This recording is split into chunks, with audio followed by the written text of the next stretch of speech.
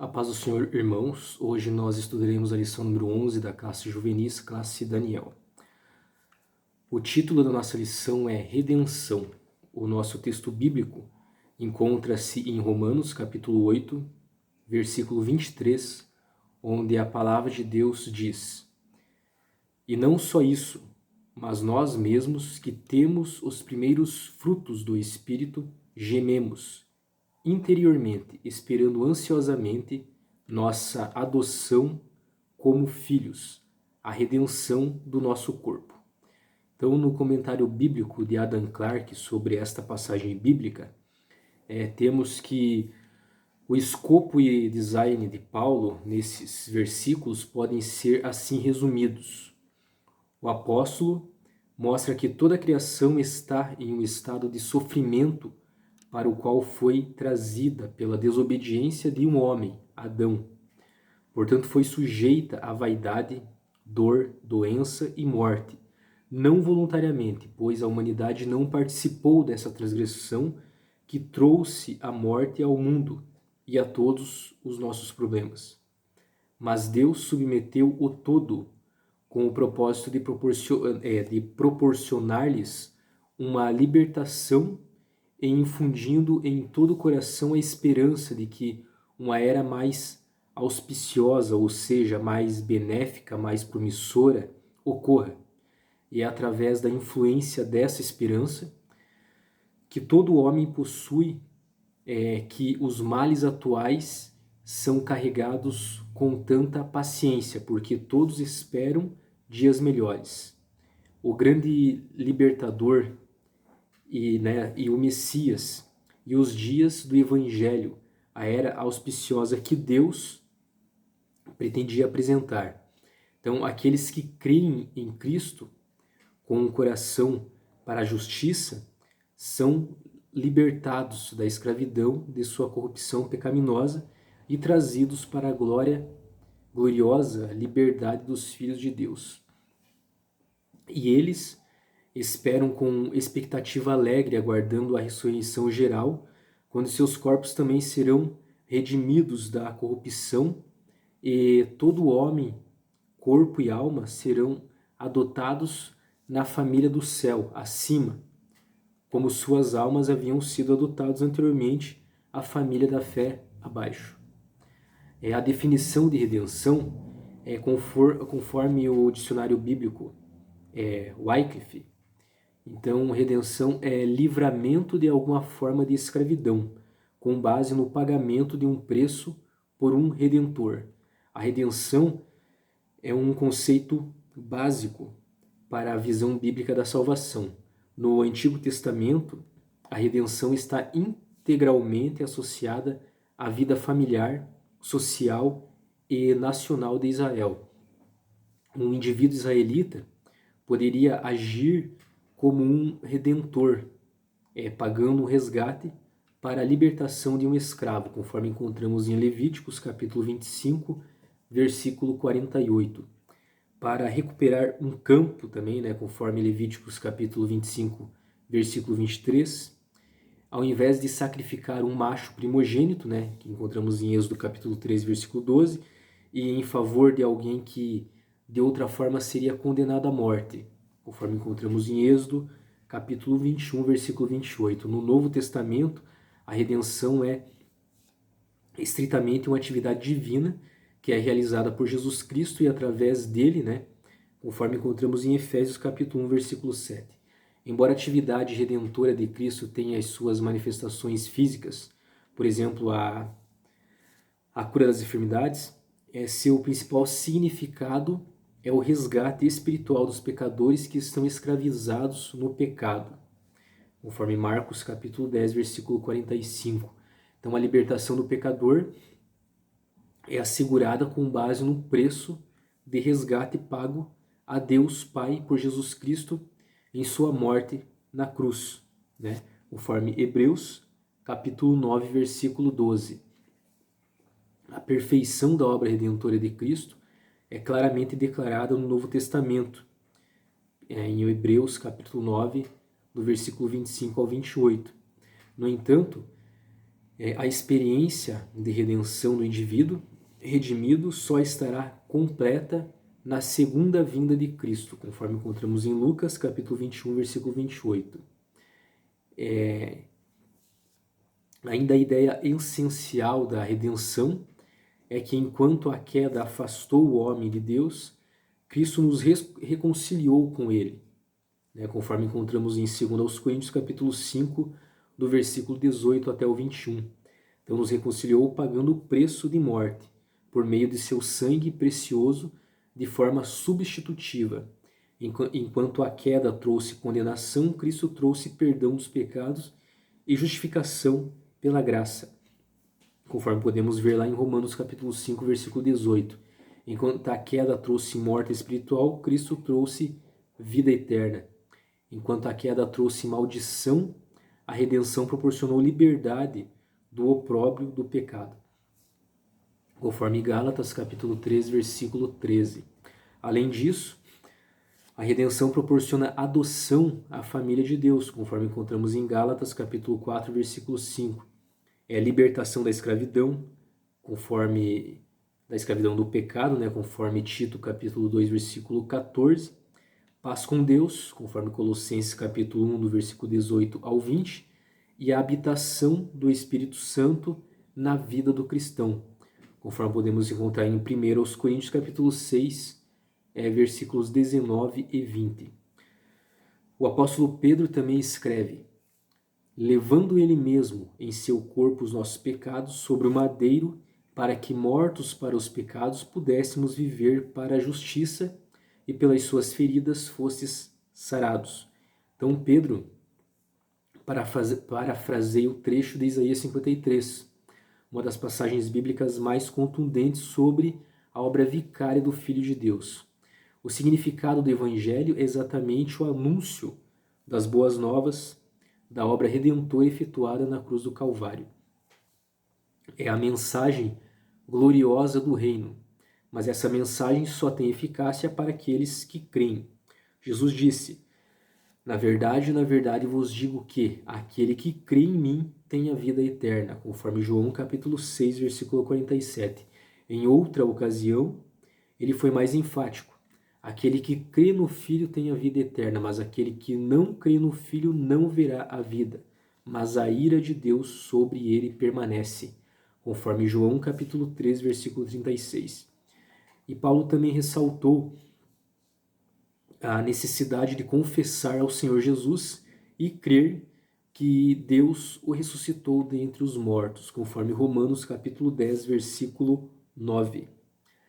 Na síntese da nossa lição, encontramos que em Romanos capítulo 7, versículo 14, Paulo diz que foi vendido ao pecado para ser seu escravo. Esta é a situação de todo homem sem Cristo.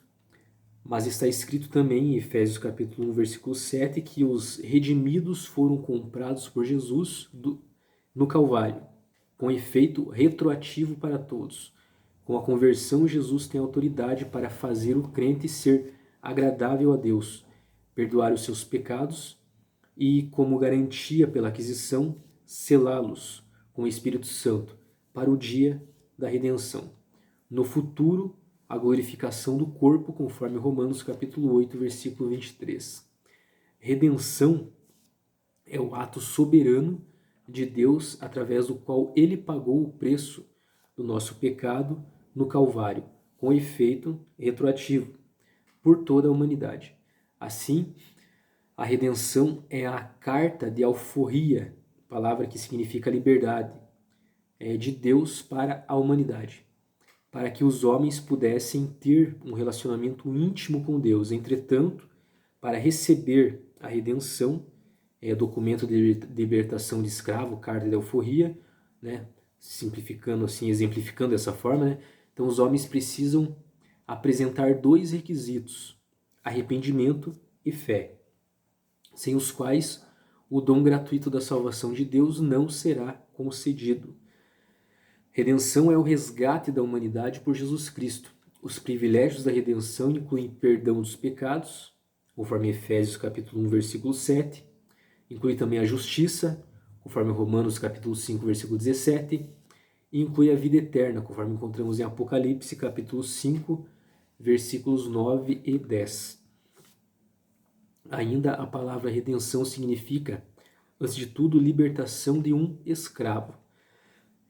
Tomada em seu valor simbólico, essa experiência humana torna-se um indicador que aponta para um significado transcendente, a libertação de toda servidão e limitação que impede o acesso do ser humano à plenitude com Deus. Logo, as lutas humanas por emancipação se apresentam como lugares de revelação de Deus que salva. Então a redenção está no cerne da experiência mais fundamental do Antigo Testamento, o Êxodo. Pela mão de Moisés, Deus redimiu a Israel. Ele fez de um grupo de homens e mulheres escravos um povo livre. A identidade de Deus é revelada por meio dessa redenção histórica. Eu sou o Senhor, teu Deus, que te tirou do Egito, casa da escravidão, conforme encontramos em Deuteronômio, capítulo 5, versículo 6. Conforme Nancy Pearcey, a redenção não é somente ser salvo do pecado, mas também ser salvo para algo, retornar à tarefa para a qual fomos originalmente criados. Ao encontrar com Cristo e desfrutarmos do poder transformador do Evangelho, somos chamados tanto para pregar as boas novas de salvação, quanto para cuidar e preservar a boa criação de Deus. Então precisamos ser sal da terra e luz do mundo. Por fim, a salvação é única e exclusivamente pela fé em Jesus Cristo. Quanto à força da redenção, ao escrever seu célebre livro do Contrato Social, esse é o título, o suíço Jean-Jacques Rousseau iniciou dizendo que o homem nasce livre e por toda parte encontra-se acorrentado. Então essa é uma ideia que se desdobra em toda a extensão da festejada obra. Mas isso será verdade? Será que o homem nasce livre e a sociedade, a família, a igreja, etc., o aprisionam em todos os lugares? A Bíblia diz exatamente o contrário. Ela fala que o homem nasce acorrentado, conforme Gênesis capítulo 8, versículo 21. Mas pode ser livre em Cristo Jesus, conforme Romanos capítulo 8, versículo 1. Isso é redenção, é ter estado preso, mas hoje estar em liberdade. A redenção de Jesus é tão poderosa que tem efeito, conforme já falamos, tem efeito retroativo, porque ela alcança todos os seres humanos. Por isso a salvação de todos os homens depende da morte de Jesus na cruz do Calvário. O sangue de mais de 1 bilhão de animais que foram sacrificados, conforme a estimativa de estudiosos, esse número, ao longo da história de Israel, não é suficiente para salvar ninguém. Somente o sacrifício do Cordeiro de Deus é suficiente para salvar todos os homens, em todos os tempos.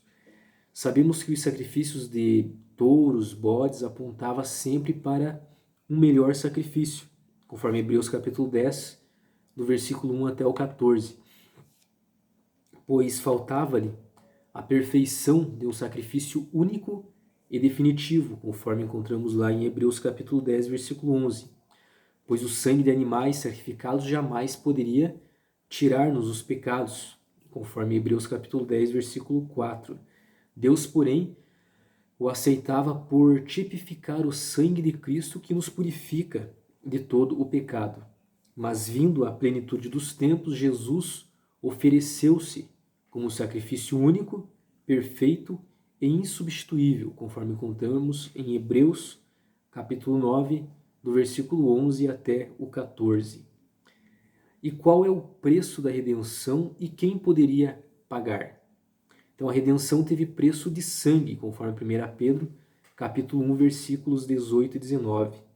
De alguém que não pecou, qualquer que nascesse de genealogia humana seria herdeiro do pecado e, portanto, escravo. Está escrito que Maria ficou grávida por obra e graça exclusiva do Espírito Santo, conforme Mateus capítulo 1, do versículo 18 até o 20.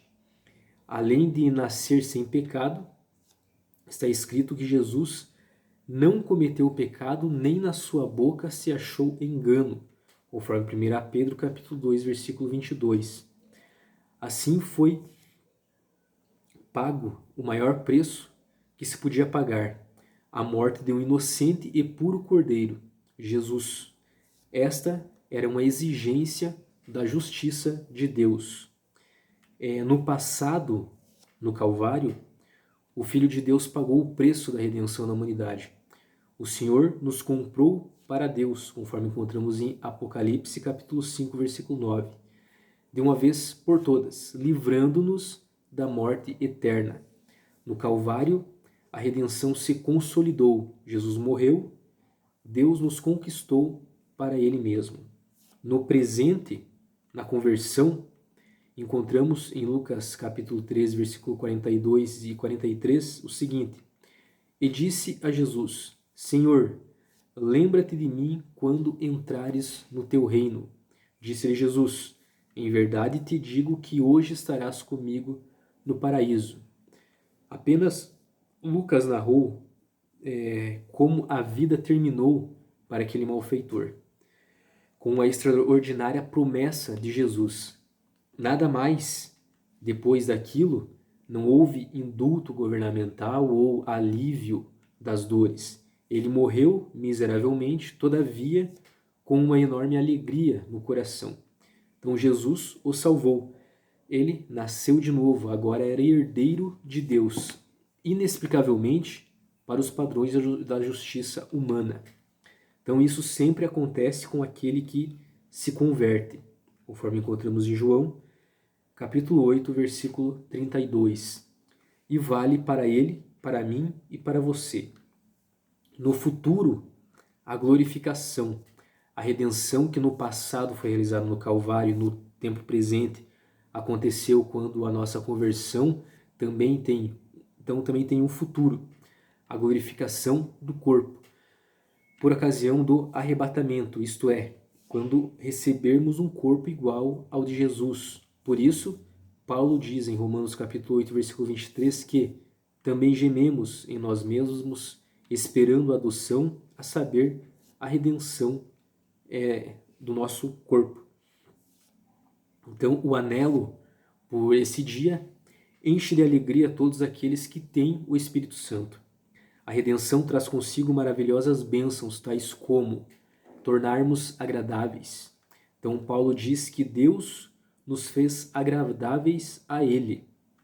Que coisa maravilhosa, desde a queda, o homem tinha se transformado em inimigo de Deus, conforme encontramos em Tiago capítulo 4, versículo 4. E agora, porém, redimidos pelo sangue de Jesus, Deus nos considera agradáveis. Então estamos fazendo a sua vontade, mesmo com nossos pecados cotidianos. É que quando Deus nos vê, Ele enxerga em nossa frente o sacrifício de Jesus. A redenção traz também o perdão de pecados, conforme Efésios capítulo 1, versículo 7. Para a redenção se concretizar, é preciso ter arrependimento e fé. Assim, a redenção confere o perdão dos pecados, porque houve arrependimento. Isso nos livra de uma terrível maldição e de um fim melancólico. Então estamos agora perdoados pelo sangue de Jesus. A redenção também nos proporciona o selo do Espírito Santo, conforme Efésios capítulo 1, versículo 13. O selo do Espírito Santo é uma consequência para quem é redimido por Jesus. Esse selo não é o batismo com o Espírito Santo, evidenciado pelo falar em línguas estranhas, mas o batismo no Espírito Santo. Então o crente passa a ser templo e morada do Espírito Santo. Há como que uma imersão no Espírito. Então o convertido passa a viver nos domínios do Espírito. Vai produzir o fruto do Espírito e será dali em diante, em seu novo viver, conduzido pelo Espírito. Para concluirmos a nossa lição, então vimos que a redenção trazida pelo sangue de Jesus, conforme Efésios capítulo 1, versículo 7, foi suficiente para nos fazer agradáveis a Deus, perdoar nossos pecados e garantir a nossa salvação com o selo do Espírito Santo.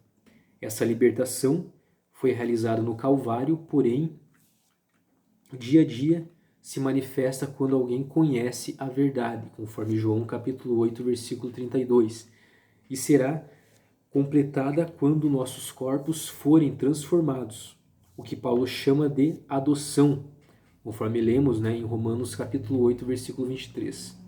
Graças a Deus por uma tão grande salvação.